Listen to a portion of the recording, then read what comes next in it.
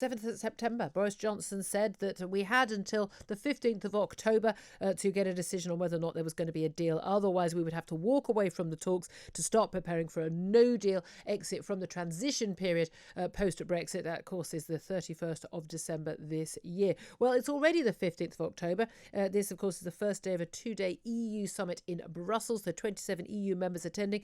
Brexit is on the agenda. Boris Johnson has pushed that decision till tomorrow. But is he going to walk away, and should he? Richard Tice is a businessman and chairman of the Brexit Party. Good morning to you, Richard. Good morning to you, Julia. And as you say, today is the day. Is he going to walk away or not? In the short term, no, I don't think he will. As you say, he's clearly going to wait until tomorrow. But, is Boris going to keep his promise?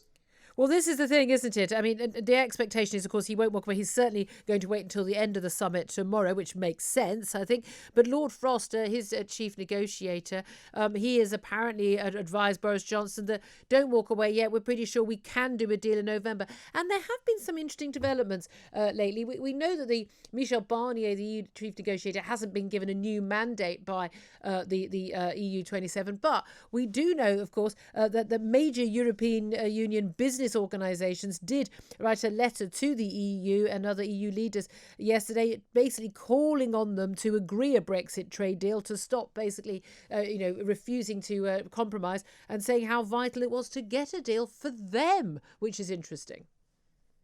Well, and that, frankly, we on the Brexit side, we've expected that from the EU business lobby groups. That's been going on for years. But, the pressure's beginning to tell. And the truth is, both the EU nations, the 27, and the UK, we've got huge other challenges and issues. And my hunch is, Julia, that a deal will be done. It'll be a partial deal.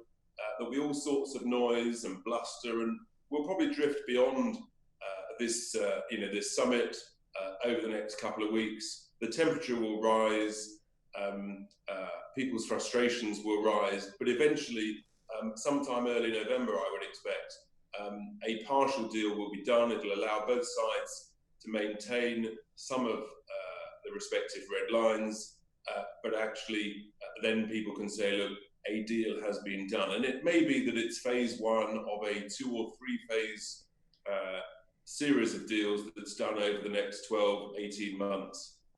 That's my sort of central expectation. Of course, we should expect all sorts of noise and angst and hand-wringing. That's the nature of last-minute EU negotiations.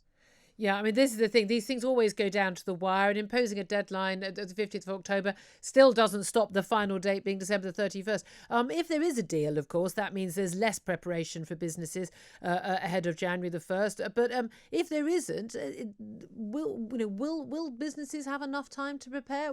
I don't believe this whole sort of, no one's going to be able to cope with filling out some paperwork. I'm pretty sure the businesses that manages, if someone's built up a business is managing to export across the country and import across Europe, I imagine they're capable of filling out a customs declaration form. But do you predict that there will be problems for business if we don't get enough of a warning that there will be a no deal? It's important to put it in context, Julia. The reality is it's only about 10% of businesses in the UK that we're talking about that export to the EU. They've had actually over 4 years to get ready for the end of this transition period. They know how to export, they know what's involved. Sometimes they've got arrangements with customs agents, freight forwarding companies. I believe that well-run businesses will get themselves sorted, whatever the arrangement. And if you've got a quality product that you offer at a fair market price, people will want to buy it. Businesses want to trade with each other, they want to make money. And all this nonsense about queues at Dover and things, businesses have worked out that's a risk, and they've started to make arrangements to use other ports and transport arrangements. So, look, smart business people will make it work. The truth is, as a nation, you've been talking about it all morning on your show, there are far, far bigger challenges for businesses all over the country.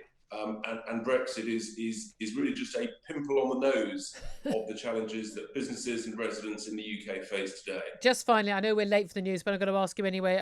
What do you think about the prospect of not just lots of parts of the country moving into higher tiers of lockdown, but a full national lockdown that Keir Starmer's demanded, and many fear the Prime Minister is going to give in to as early as next week? What do you think of that? I think that would be utterly appalling, devastating, totally the wrong thing to do. We have to hope that Rishi Sunak can hold firm. We have to learn to live with this disease. And the truth is actually, yes, cases are going up, but deaths still are mercifully less than 10% of every daily death here in the UK. We need to keep it in context. And we've got to remember, a healthy economy leads to healthy people. A sick economy, Julia, leads to sicker people. Thank you very much indeed, Richard Tice, Chairman of the Brexit Party there.